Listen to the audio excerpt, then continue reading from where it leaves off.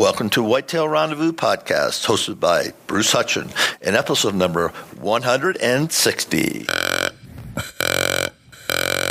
Welcome to Whitetail Rendezvous Podcast, where it is all about whitetail deer hunting tips, techniques, and the stories so you can become a more successful whitetail deer hunter. And now your host, Bruce Hutchin. Philip Garrett joins us today from down in Georgia, Grovetown, Georgia, in fact. He just started hunting 2 years ago when his son was 15. He hunts with a 270 and a crossbow. He's been skunked so far, but that happens to all of us. We've seen deer, but they either been too small or too far away, and we didn't have any clear shots. One day, my son and I were hunting on public land, and a young doe walked within 20 yards of us.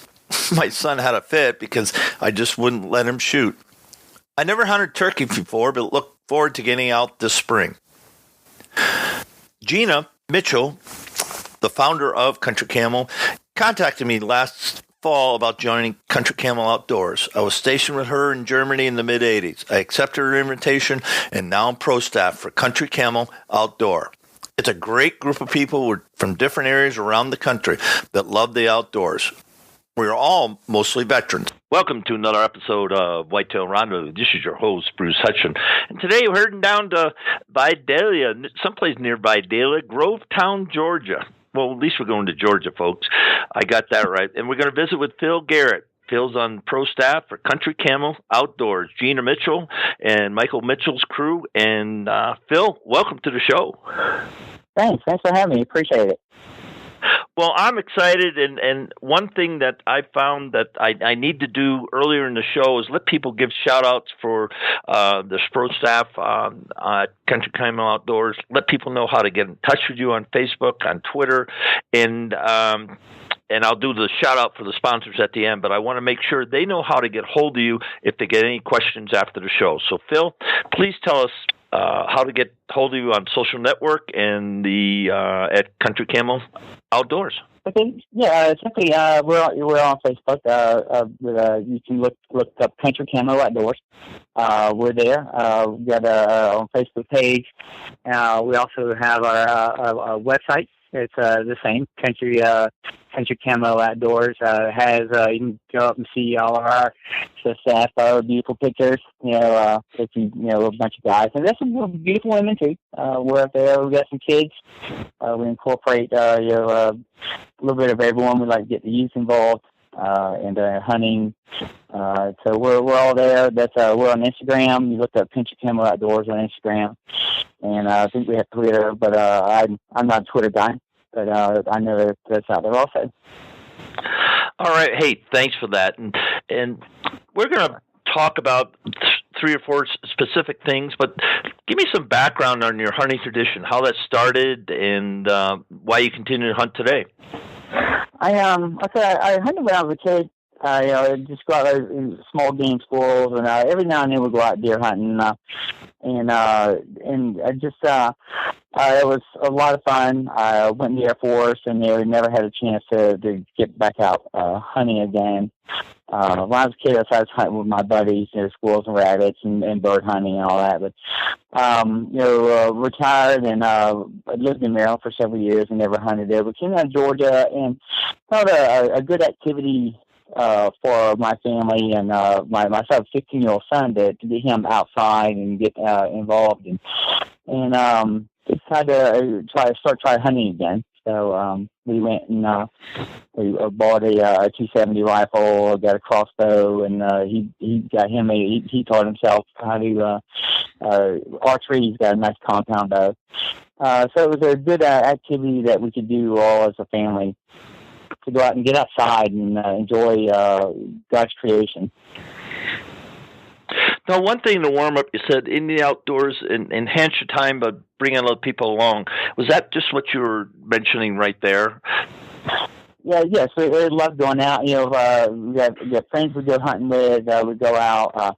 It's just kind of like I said. It's not always about the hunt, but it's the camaraderie, the friendship, and telling stories or comparing notes, going out and scouting out the areas where we're going to hunt and talking about it and going out together and enjoying everyone's friendship and camaraderie. As a family, also, we go hunt as a family. It's my 3-year-old grandson.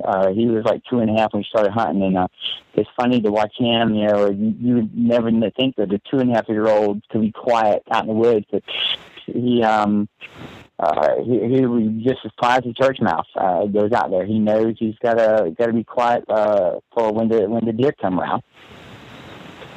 Let's stay on that right now, because a lot of our listeners, guys and gals, have kids that they want to take in the outdoors. How do you make it comfortable? How do you make it safe? And how do you make it fun for those kids? When it was my daughter's idea to take her son out hunting with her, and she always tries to bring like little snacks along with them and little quiet toys, and they hunt on the ground when they hunt, and or on a low sitting stand to make sure that it's safe for him, and he won't nothing to fall off of, or hunting a blind, and it's to keep him occupied. She'll bring his little trucks and whatever, but he also he keeps a lookout also for the deer and whatever we're hunting for. He's got a pretty keen eye, so like I said, I was really surprised that he just knows. We taught him how to be aware of his surroundings, and you see it. I mean, he gets his old toy guns like in the backyard, and he practices his walking through the bushes and hunting, and it's just fun to watch. Well, thanks for doing that, and everybody listening, make sure as the hunting season comes up, when you do your scouting, when you start doing food plots, take a kid along. Maybe it's not your kid, maybe it's the neighbor kid, but take somebody along. Would you agree to that, Phil?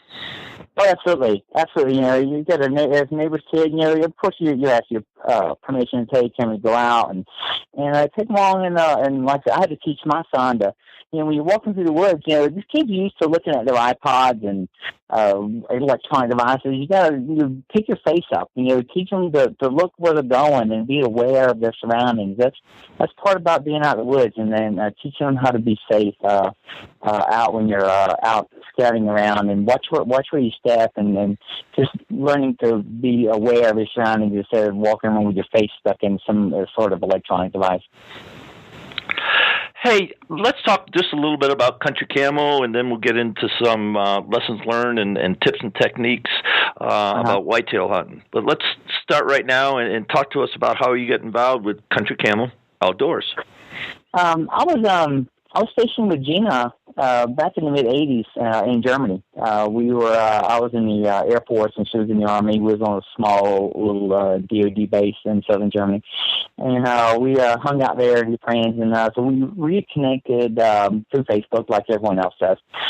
And I guess she had noticed that I had posted pictures about hunting with my son and friends and family and stuff. And she approached me and said, "Hey, would you be interested in helping promote hunting and outdoors life with us to veterans and kids and families?"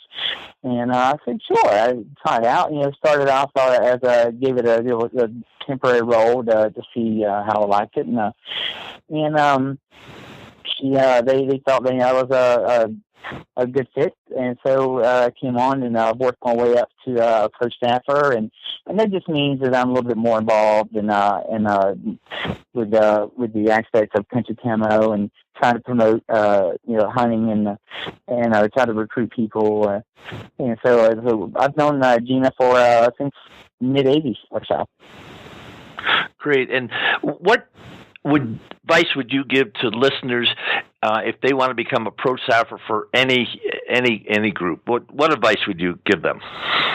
It just takes a little dedication. It does take a lot of time. Just a few minutes, promoting the business. find somebody that that you like hanging out with. Like we chat all the time, on social media. We use the PM thing on Facebook. Find somebody you're comfortable with, and we become, I think, closer friends. Certainly by being in our little group together. That's the key is you find someone that you can really bond with and think that you can work up a good friendship with. Thanks for sharing that. Let's spin it around and let's talk about lessons learned. And you said in the warm-up you had a story, so I can't wait to hear it. So here you go. Oh, sure. Yeah, I was. It was a beautiful day. It's like you could just feel it in the air that the deer were out moving, and so I got out of my truck and I sprayed my little doe pea spray, and I was about 700 or 800 yards from where I was hunting, and started walking in and spraying it, and then went and got my stand. It was about 9:40 or so in the morning, and got up in my stand. It wasn't 15 minutes. Something caught my attention toward the left of me over in the woods, sign rustling through. And then all of a sudden I saw movement over on the right side, and I looked over, and it's probably the biggest buck I've ever seen. It was beautiful, 8-point buck, big thick neck, he was mature. And so I drew down on him with my 270 scope, looking right in the eyeball. And it was kind of like just like a spotlight, one of those things. It was too good to be true kind of thing. And I drew down, perfect shot right in the side, the heart, going to get a heart lung shot. Pulled the trigger, it clicked. I was like, oh my God. And it was a dead round. I was using some old ammo, and I was in a hurry when I left the house. So, pay attention to your ammo, what you're using. Make sure you're not using, old practice rounds or cheap ammo. And as soon as he heard that click, he looked me right in the eye, and he was gone. Wow. Oh, no. So let's just recap it. 3 things that you're sure aren't going to do when it comes to putting bullets in your gun or selecting the bullets to put in your gun. So what are they? I would say make sure you've got good ammo. Don't use cheap ammo. We know that not everyone has their own same budget, but spend a couple dollars more. Maybe get some good. It's also always good to get the cheap ammo. You want to go out and then shoot some cans or practice rounds, but make sure you got good quality ammo. Make sure that it's fresh ammo. Make sure you get your gun loaded and barrels loaded, but just make sure everything is ready. You've got your gun clean, and you're all around ready and mentally and physically prepared for the hunt. Hey, thanks for sharing that. One thing you said in the warm-up, you like to give thanks when you're out in the outdoors. What does that mean to you? It means, I try to be a pretty faithful guy, not like overly fanatical religious, but I like to, before I go out in the woods, I like to say a little prayer. I have a little, I thought about it, before I go hunting, I need to give thanks, and everyone plays in their own way. And that's great. How do you do it? And I have a little prayer I say, and I found it says, just thank you, Lord, for sharing with me your glorious nature and wildlife, and just grant me wisdom to respect and the pursuit, and keep me humble in the harvest. Just a simple little thing, just recognizing that there's something greater that created this beautiful land that we get to go out in and enjoy. Thanks for sharing that. Let's go back, touching on deer hunting. Do you hunt private land or public land? Tell us about the land you hunt. I hunted both. I had a friend of mine that had about 1,200 acres. I hunted on, and I hunted public land too, the wildlife management areas here in Georgia also. Now, what's the season on Georgia? How many bucks can you take or does can you take, and when's it start and when's it end? Hunts starts in mid-September till middle of January, and you can get 2 antlered deer, and I believe it's 10 antler. Let's see, I just reprinted it's 2 antler deer and 10 antler less deer is what you can get. So that's a total of what, 12 deer to share with the community, huh? That's right. Yes, you can fill your fridge, and I don't know anyone who's ever taken that full harvest, but if you do, I hope they're sharing with friends and family. What are 3 most important things that you do before you go out to hunt? Like I said, just make sure I've got a good ammo.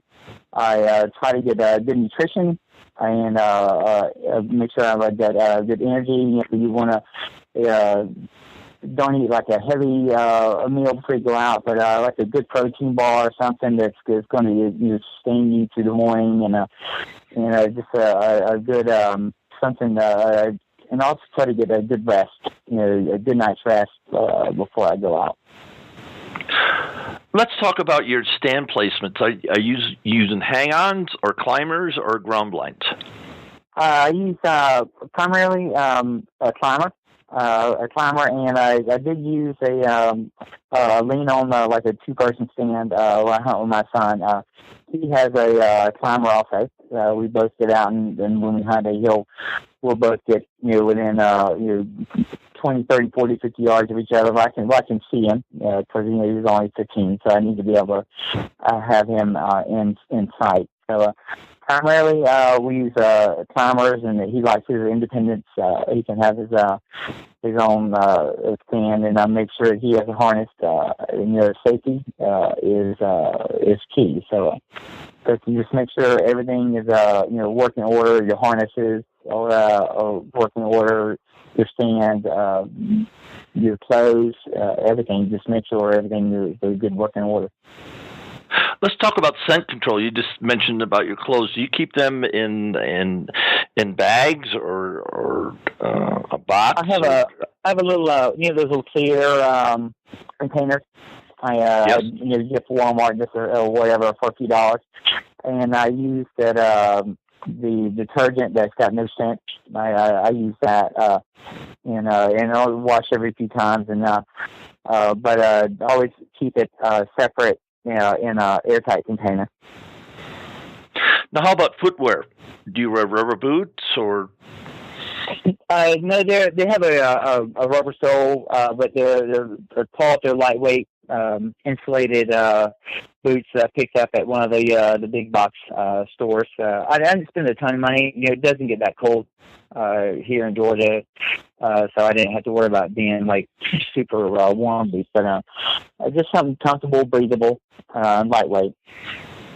Now, do you use any scent control clothing like scent block or scent blocker or?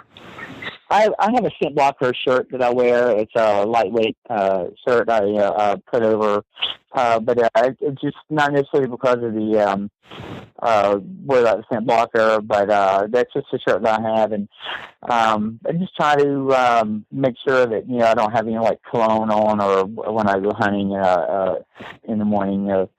But it's I don't really use that. I use some of the spray-on scents. Like some chestnut or some of the deer sprays, the urine sprays. I might use some of those to spray around the area when I get to where I'm going.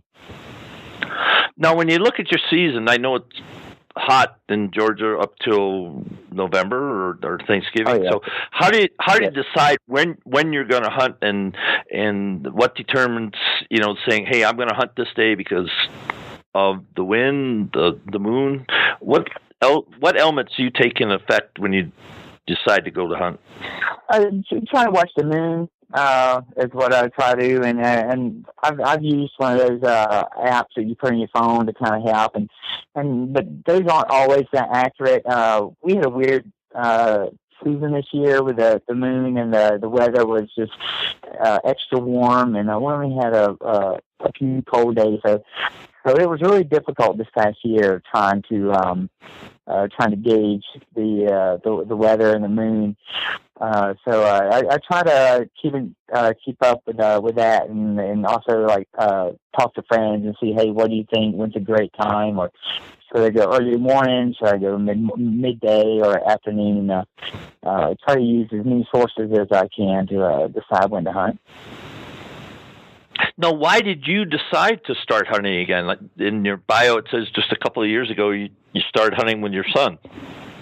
Just an activity, a good bonding time for me and him. To do together. He kept asking, "Hey, Dad, let's go do something," and it's just another activity for him and I to get out, and I can teach him how to respect the outdoors. Like I said, it's a great time that for us to go out and together and enjoy our family time together. When you look at the future of hunting, how important is the hunting tradition in your family?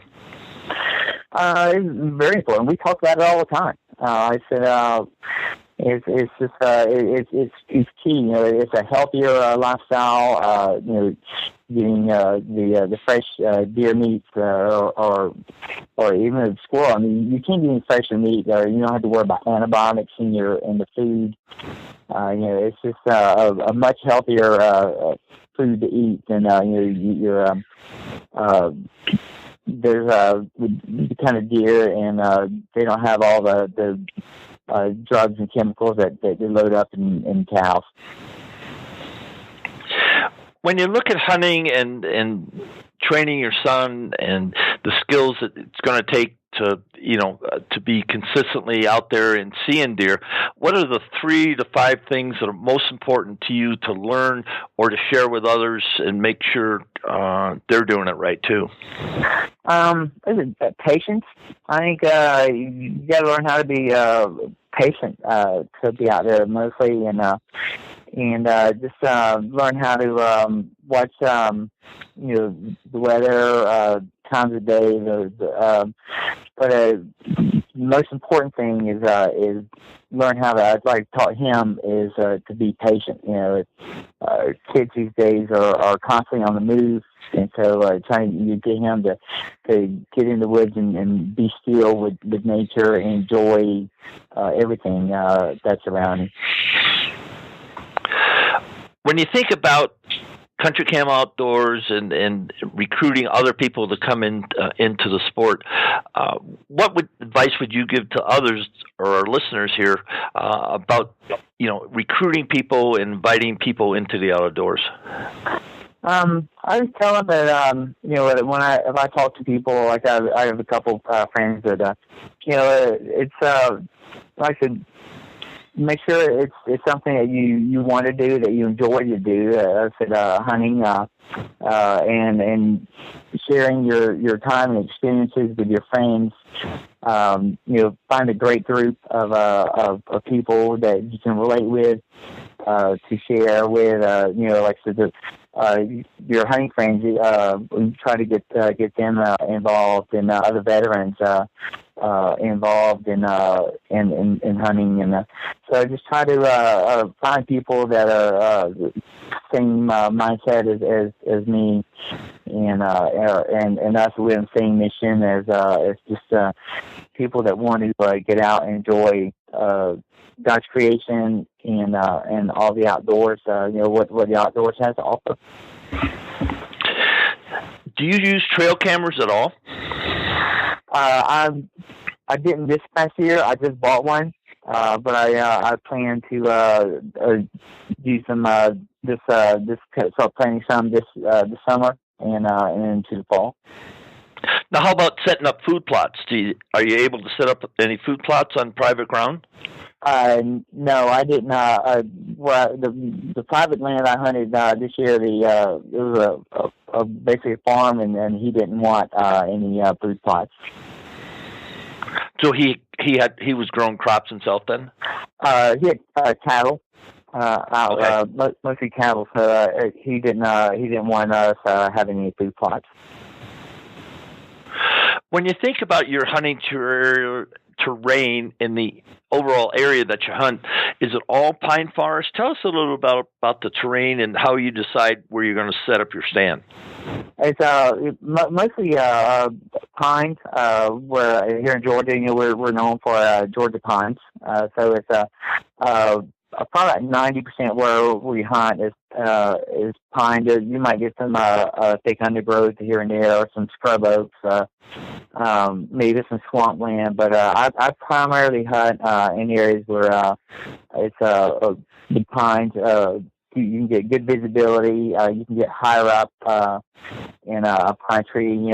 Pine tree, you might be 75, 100 feet tall, and they're just tall and straight. So you can get up, as high as you feel comfortable with. It gives you a broader and a view hunting in the pines, and just a clear shot.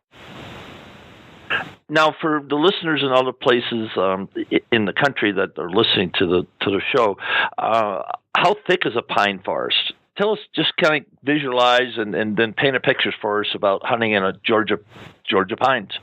Most of the places where we're hunting, they're not that thick. I mean, you might some trees 10 yards apart, maybe within 10 to 20 yards. So you might get some. As what our primary is hunting, you can get some thicker. Some of the smaller woods, you get the trees maybe 10 feet apart. But mostly where I hunt, there might be 20, 30 feet between some of the trees. So it's pretty wide open hunting.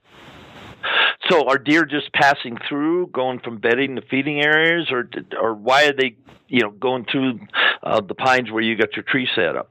Well, I usually try to hunt like near the creeks in between bedding areas. Right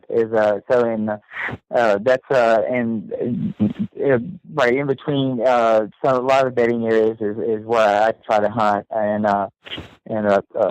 like the creeks around. So it's not always all wide open areas, but it's just you try to hunt along the trails, in through the pines. That's where I always choose to hunt. Now, tell me about rattling or snorting, or using grunt tubes. Do you use any vocalization tools at all? I started using one of the grunt tools this year, and my son got pretty good at it. The sounds. I used those a little bit. I didn't use the rattling at all, but I have friends that use it and they have success. But I've thought about you can get the artificial ones in some of the big box stores. But I haven't really noticed that. We're just not maybe good enough at it as the blowing. But it's something that I want to try to incorporate more into my hunting. Great. Well, thanks for that. And I don't want the show to end without thanking you for your service and in the Air Force for our country, because that's so important. And then you reaching a hand out to other veterans in your area and taking them hunting. I think that's awesome. So with that, do you have any sponsors that you want to give a shout out to here at the end of the show? Well, I know we use. My son uses Black Eagle arrows. He's really picked up his shooting abilities. The Black Eagle arrows. Use the Executioner broadheads.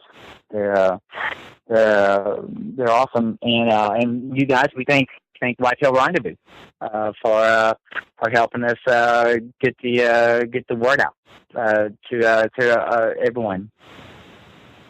Phil, it's been a pleasure to have you on the show. On behalf of Whitetail Rendezvous Nation, all across North America, we're just pleased that you're with us and you're part of Camel Country Outdoors, and to sharing with others, because we all come into this game with some knowledge, and it's by sharing this information that we all get better. So, again, thank you for being a guest on the show.